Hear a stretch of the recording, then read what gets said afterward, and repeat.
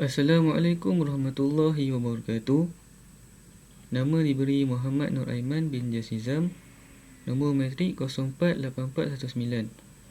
Saya dari kos Diploma Pengajian Islam Syariah. Baiklah, saya akan memetakan tajuk mengenai pensyariatan hukum arak. Pengertian arak. Menurut bahasa Arab, perkataan al-khom membawa erti penutup. Diertikan demikian kerana khomar atau arak itu menyebabkan akal fikiran tertutup dan menjadi tidak waras. Menurut jumhur ulama, arak ialah segala bentuk atau jenis minuman yang boleh menyebabkan hilang kewawasan akal, tidak kira apa sumber atau namanya, sama ada ia dibuat daripada perahan anggur atau kurma atau tapai atau beras dan lainnya. Sebelum kedatangan Islam, arak merupakan minuman yang wajib dalam masyarakat Arab jahiliah. Setelah Islam datang, maka Islam mengharamkannya. Adapun begitu di awal kedatangan Islam, arak masih belum diharamkan. Hal ini disebabkan oleh begitu kuat budaya masyarakat Arab terhadap minuman tersebut. Sejarah dan peringkat pengharaman arak. Allah Subhanahu Wa Taala telah menurunkan 4 ayat Al-Quran berkenaan arak sebelum diharamkan secara mutlak sehinggalah hari ini. Ayat pertama diturunkan di Mekah. A'udzubillahi minasyaitonirrajim. Wa min thamaratin nakhili wa'nabi tattakhizuna minhu sakaran wa rizqan hasana. Maksudnya, dan dari buah kurma dan anggur kamu membuat minuman yang memabukkan dan rezeki yang baik. Surah An-Nahl ayat 67. Umat Islam ketika zaman permulaan Islam meminum arak, dan ketika itu halal bagi mereka. Ayat yang kedua diturunkan di Madinah. Bismillahirrahmanirrahim. Yas'alunaka 'anil khamri wal maisir qul fihima ithmun kabirun wa manafi'u lin-nas. Sadaqallahu azim. Maksudnya, mereka bertanyakan kepadamu Muhammad tentang arak dan judi. Katakanlah pada keduanya itu terdapat dosa yang besar dan beberapa manfaat bagi manusia. Surah Al-Baqarah ayat 219. Ketika itu sudah ada sahabat yang meninggalkan minum arak berdasarkan ayat padanya terdapat dosa besar, manakala sahabat yang sebahagian sahabat masih minum berdasarkan ayat dan beberapa manfaat bagi manusia. Kemudian satu hari ketika Sayyiduna Abdul Rahman bin Auf telah menyediakan makanan dan menjemput para sahabat yang lain untuk menjamu selera, sekalian mereka yang hadir makan dan minum arak. Tidak lama kemudian masuk waktu maghrib. Salah seorang dari mereka membaca ayat Bismillahirrahmanirrahim. Qul ya ayyuhal kafirun a'budu ma ta'budun. Yang bermaksud, katakanlah Muhammad, wahai orang-orang kafir, aku sembah apa yang kamu, yakni orang-orang kafir sembah. Ayat ini telah dibuang huruf la, maka berubahlah makna sebenar ayat tersebut. Ia terjadi kerana sahabat mabuk ketika solat akibat minum arak. Oleh sebab itu, turunlah ayat yang ketiga, iaitu Bismillahirrahmanirrahim. Ya ayyuhallazina amanu la taqrabus salata wa antum sukara hatta ta'lamu ma taqulun. Yang bermaksud, wahai orang-orang yang beriman, janganlah kamu mendekati solat ketika kamu dalam keadaan mabuk, sehinggalah kamu sedar apa yang kamu katakan. Surah An-Nisa ayat 43. Allah mengharamkan umat Islam minum arak ketika ingin mendirikan solat kerana dikhawatiri mabuk menyebabkan mereka akan salah dalam membaca ayat Al-Quran.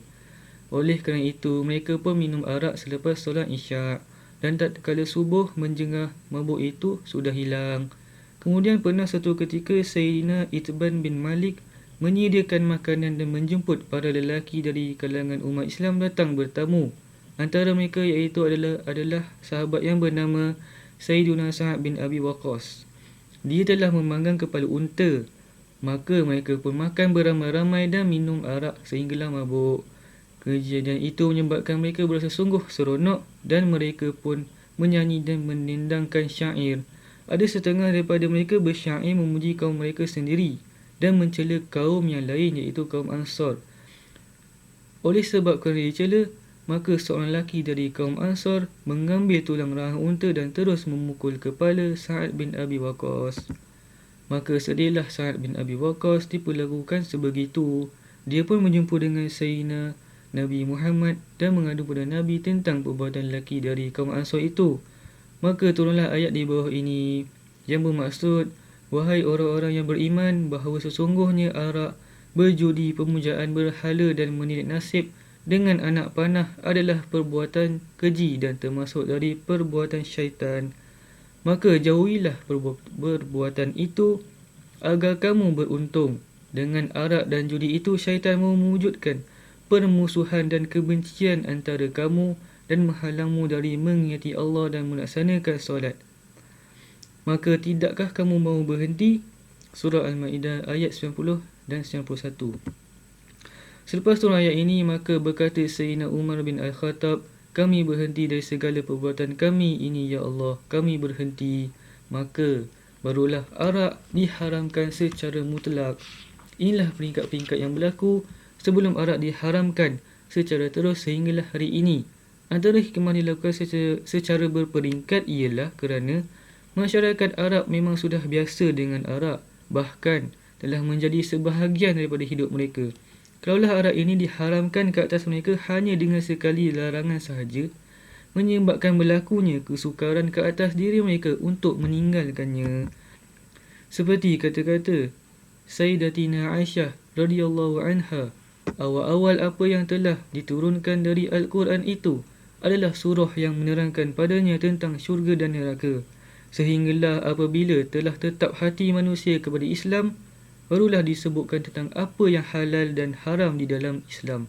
Kalaulah di awal lagi ayat Al-Quran menyebut, janganlah kamu minum arak, nescaya mereka akan berkata, kami tidak akan tinggalkan arak selama-lamanya. Oleh itu, apakah hukum minum arak? Hukum meminum arak menurut jumhur ulama ialah haram. Jumhur ulama mengharamkan arak disebabkan ia najis dan memabukkan. Manakala benda-benda yang terkena arak, walaupun hanya percikan, adalah dikira seolah-olah najis yang wajib disucikan. Disebabkan arak itu, maka segala aktiviti atau sesiapa sahaja yang ada hubung kait dengannya, tidak kira sama ada secara langsung atau tidak, dikira berdosa.